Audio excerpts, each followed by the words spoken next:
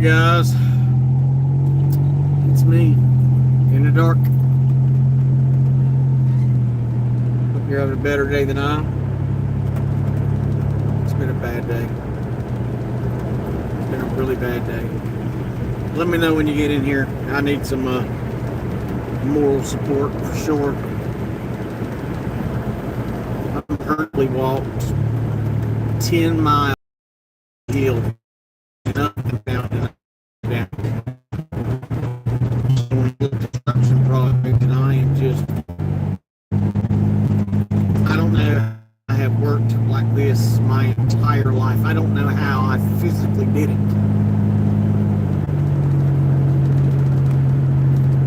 I just wish I knew what was natural on me. I wish I knew what was natural. The pains that I feel at this moment, I wish I knew which ones were natural pains from a wore out, beat down body, or from the war that's on.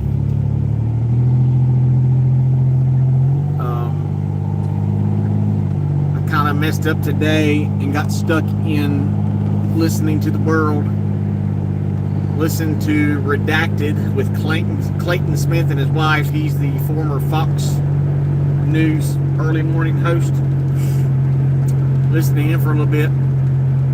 And I started listening to Alex Jones with Steve Bannon. And then Alex Jones with Gavin McInnes.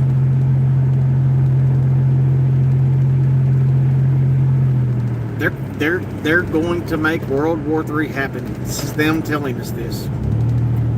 They're going to make this a hot war with Russia. They want us to be attacked. Remember, when the Euphrates River dries up, it's dried up. 1/3 you add they're guesstimating right now that 22 million have come across the border the past 3 years. That's not including the other 50 million that are here. So there's about 70 million illegal aliens, criminal invaders in our country right now.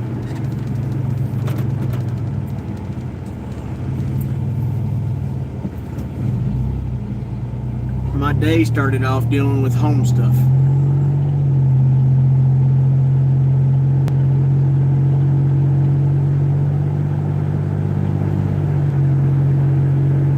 Words from Tina are getting less and less every day. I mean, I thought, good night, honey.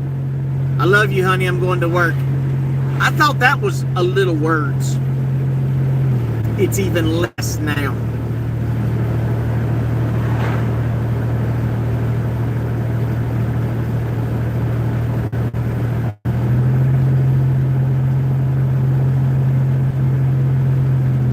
Heading to this place, this job I'm doing, I was thinking to myself, wait a second, we're in a, oh, I gotta plug my phone up, it's going dead. Let's see if I can get this done without killing everything. Hold on, man. Okay, here we go, we're back on. I was trying to think that all the stuff that's happening to targeted individuals, about how we can never have a relationship, how somebody's always trying to destroy what little family we have. And then it just came to me clear as day. I know it. It is a literal war on our minds. I told you guys about the little experiment I did. Baseline. There's the drone right there. Is the drone that always leads my way. Right there beside of us. And when I get off this right turn, it'll be right here beside of me. I don't want to mess with it. Phone's fine where it's at. But here's the baseline. Tina and I are friends on Facebook. We are both following each other, and according to Facebook, we are in a relationship. You getting it? She doesn't see my post. I don't see her post. when we put we're in a friendship, or when we're in a relationship, it says that we don't even know each other. She sees nothing that happens on my page. I see nothing that happens on her page. The only way I can see her page is to type her name in, go to her page, and the only things that show up from her page to me is what has my name on it when she mentions my name. What's up, Mossy Man? This is the war on the minds of Americans, especially targeted individuals. Not only can they've been hitting me with the frequency all day long, the paranoid, the anxious, the on edge, anxiety. They've just been rocking me since I went to bed last night and got up today. Been rocking me with just uneasiness, like the way nausea makes you feel, except mentally. Just like I was just dizzy. I didn't know I could. Not that I couldn't focus. I just didn't know which way to go.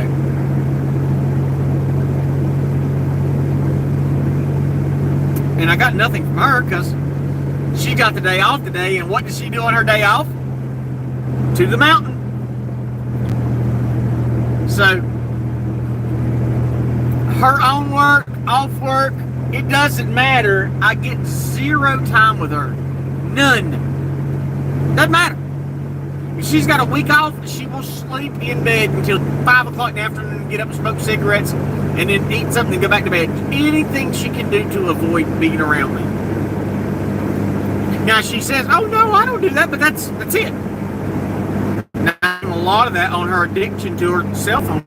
She is an addict. That thing, she is on its leash. She goes, there's no walking.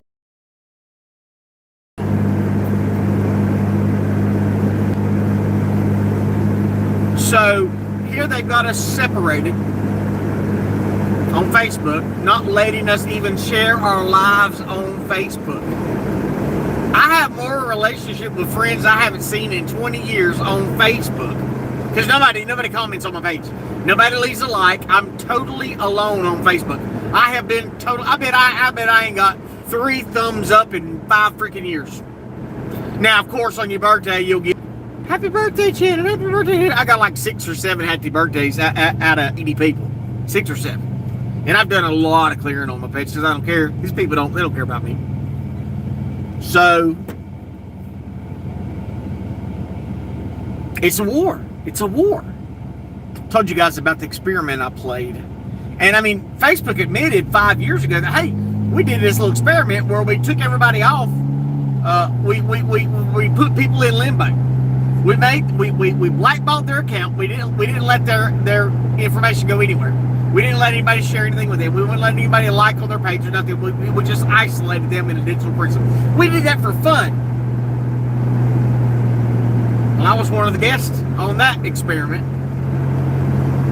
So it's still happening, except they do it even more with your spouse. And I told you the other week, because I guess this back in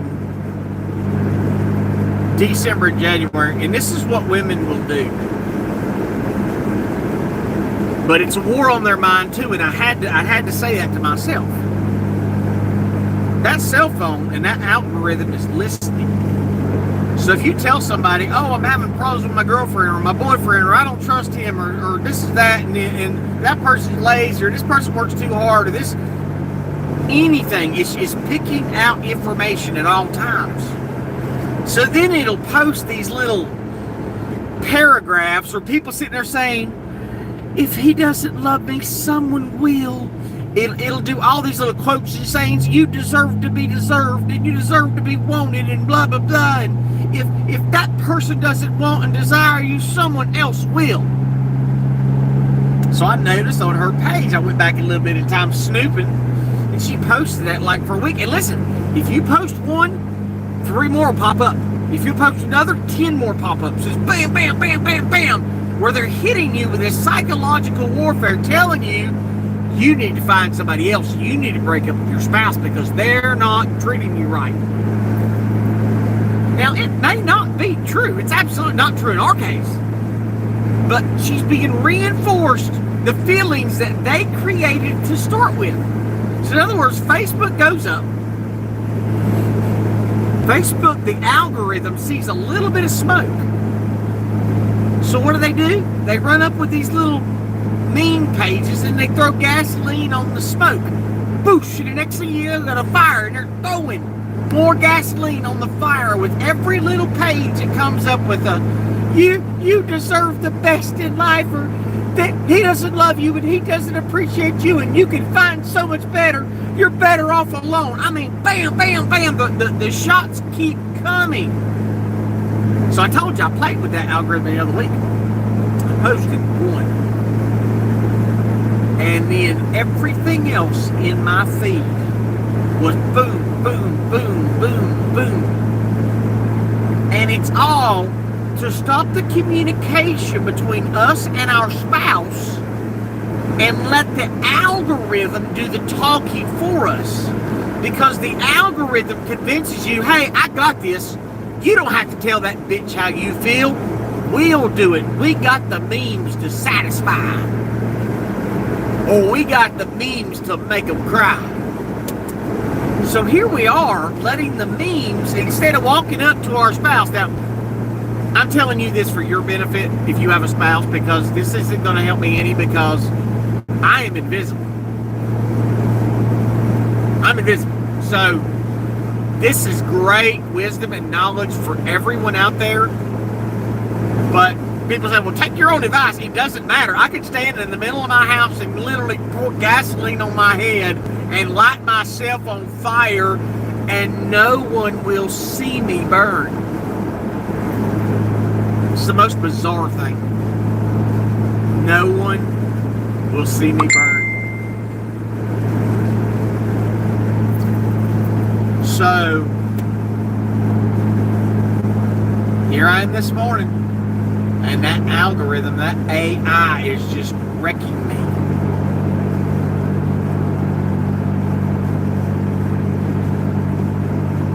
I want so bad. I wish I could just put the phone down, because it consumes a lot of my time.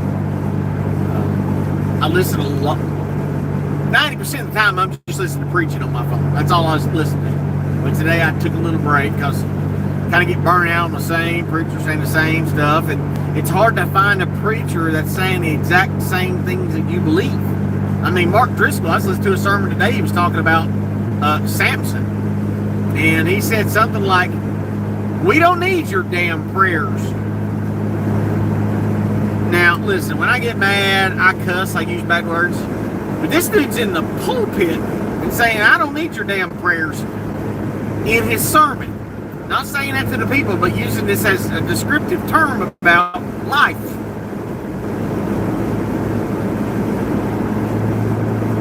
I've noticed since I quit listening to Greg Locke and calmer, I'm like a stick of dynamite now with views. I can still go off at any time, but I try so hard. But listen, when the ship is going down and you're yelling up through, you're running through the boat saying, everybody, we got to get off the freaking boat, and nobody hears you, the first response, the first thing you do is you scream louder because the freaking boat's sinking. But then you're the asshole. You're the ass because you scream. So it's, and this is the way it is at my house. It's, well, we'll just let him blow up. He'll get over it. So then nothing gets resolved. After the 15 years we've been together, she has changed nothing. Not one thing that she does on a daily basis that she knows hurts me. She will not. She is the most pig-headed, stubborn person I have ever met in my life. Nothing matters to her. She's straight ahead, stuck on a cell phone. It doesn't matter if I laugh. It doesn't matter if I cry. It doesn't matter if I lay in that floor and die. The only time that would matter was when my is rotting and making a mess, a bigger mess in the house than it already is. I would rather be hated. I'd rather be hated and have a verbal argument daily than to be completely alone.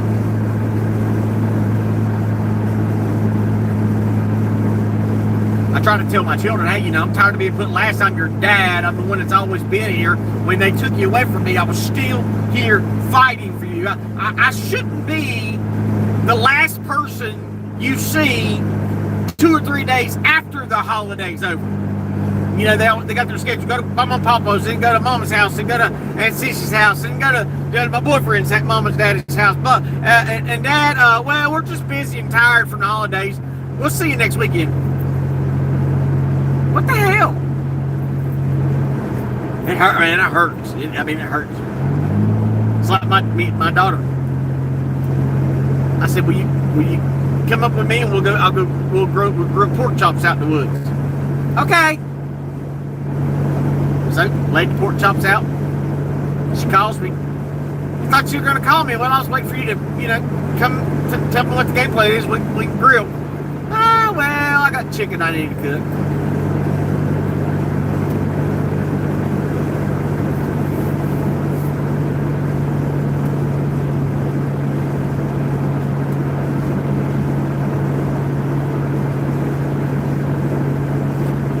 It's just going to get... Guys, World War III is so close and no one is paying attention. And here I am screaming, the redcoats are coming, the redcoats are coming, the redcoats are coming, hello! And everybody's like, well, you just can't be negative all the time. It's going to be fine. God will pull us through it. I'm like, God is not going to save us.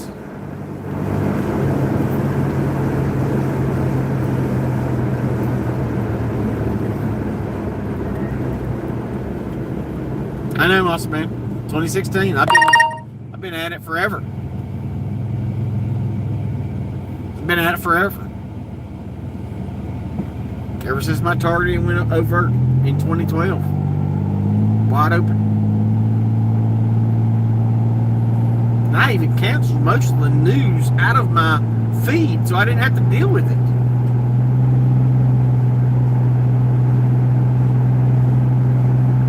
See, and that's my problem with Dean Odell. Dean Odell thinks that Babylon is the Roman Catholic Church, and he's wrong. He is absolutely wrong. All these pastors that have been preaching, and listen, I love Pastor Dean's preaching. There's a lot of good pastors out there. They're absolutely wrong. The most evil empire on the planet is America, and it's not mentioned in the Bible. They don't. Well, the scarlet beast. Yeah, that's Satan. That's Satan. Satan's going to destroy Babylon. No, that's the red dragon of China. It describes everything to a T. And nobody gets it. Bishop Mari, he gets it. That's why that Muslim stabbed him in the face. America hasn't seen what a Muslim revolt is going to be. It's coming real soon.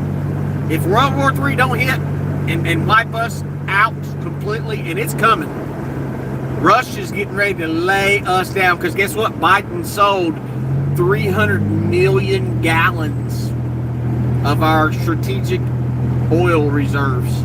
Sold it. It is not replenishing it at all. No fuel. No tanks, no fuel, no jets, no fuel, no wind, no defense, no carriers, no nothing. We're already a sitting duck because we don't have a president. We don't have a president.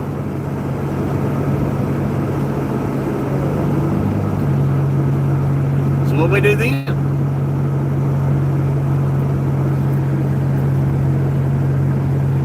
And every time, I don't know. Just like when I go to when I take my grandson up to Charlotte to the doctor, and I'm in these high-rise buildings. As soon as I even think about them or pull up in I get freaked out, because it's like in my heart of hearts, I know that I have seen buildings crumble. I know in my heart of hearts that I like deja vu. I know in my heart of hearts that I have seen bridges collapse. When I hear jets flying by, it's like I have heard the sound of jets coming to drop ammunition. That's scary. That's scary. There's the drone directly in front of me, where it's always at. And everybody's hooked on that machine. Everybody's hooked on the machine. Nobody looks up. They're gonna look up. I'm trying to tell my kids, get ready. Get ready. Start. You're making money. Put food back. Put food back. Put food back. Nothing. I mean, I need to be canning meat, but I don't have time. I'm just so busy. It's like time has sped up. But with the 20,000 pounds of weight that's dragging me down, and I'm trying to get up and pull every day, it's like trying to get help from a doctor. And I'm trying to tell her all these things. I was like, listen, I got a disc. I got a CD that's got everything that's wrong with me. Oh, I just thought she's like, oh, well, I know that your shoulder's messed up. I said, it's not just my shoulder. I said, I've got a CD full of everything. Oh, well, I have to send you somewhere and get them to look at you. I said, but you want to be my doctor? Why would you send me to someplace else? Because she's going to get paid for the referral. And then the doctor she refers is going to get paid. And the next doctor, I mean, it's a scam. And then I'm going to be sitting there in the middle going, well, I ain't got no money to pay for the medicine if I ever get any. Ain't nobody going to help.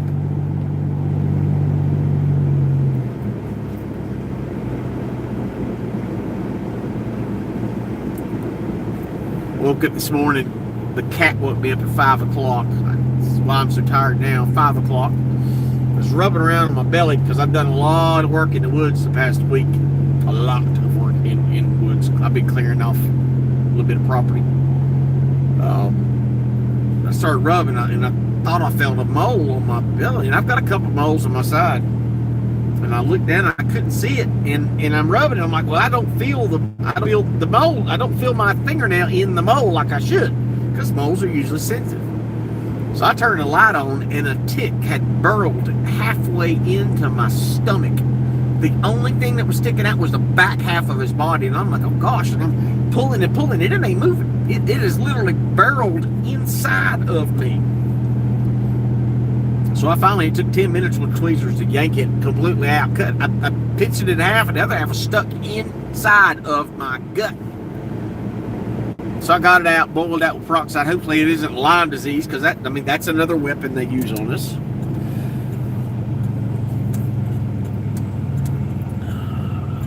Well, I hope the Mexicans ain't partying today. I don't want to deal with it.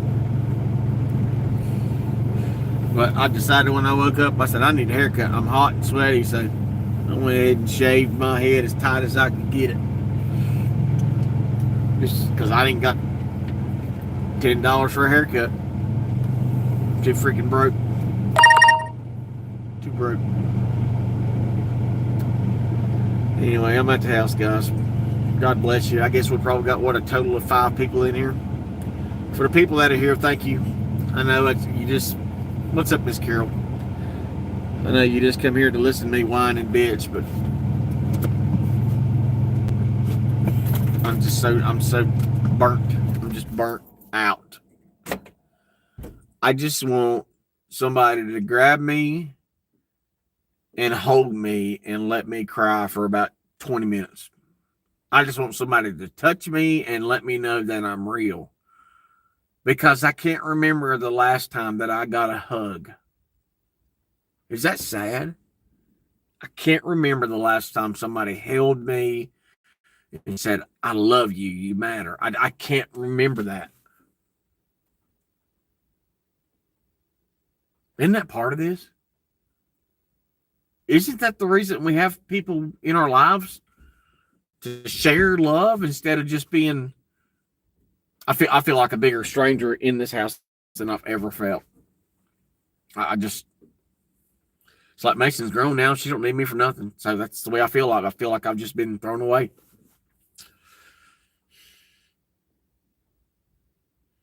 So if there are any single ladies out there that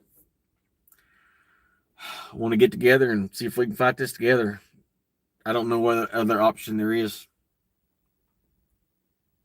I can't keep getting up every day and praying for God to change me when I can be, and I am, the most romantic, affectionate person. I am. I'm that lovey-dovey. But with somebody that's cold and doesn't want to be touched, at least doesn't want me to touch them, it sucks. It sucks bad. I mean, I ain't had sex in several years because I'm not legally married. Intimacy is a big part of a relationship, and I do miss that. But the whole thing about being celibate before you're married is to make that connection and have the intimacy without the lust and the sex.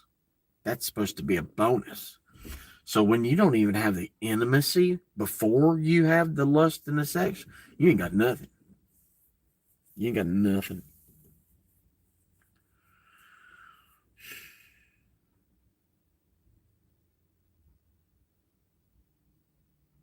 Never thought I'd be almost 50 years old and be completely freaking invisible.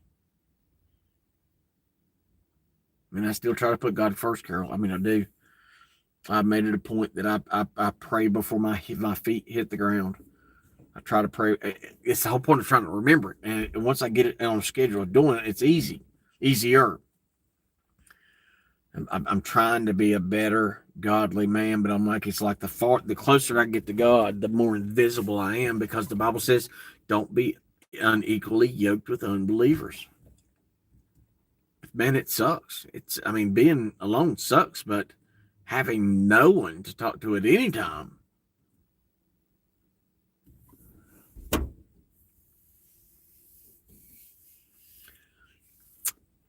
That's pretty bad.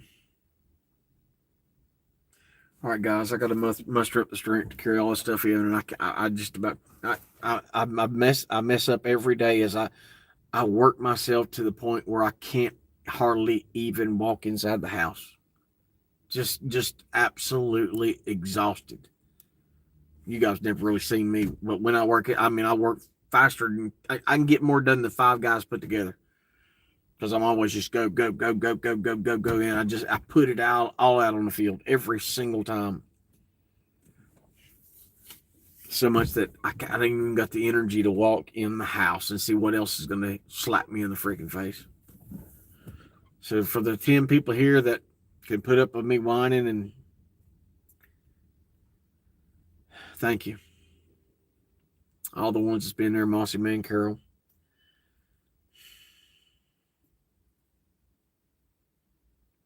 Just pray for me. I'm totally lost. I am absolutely lost.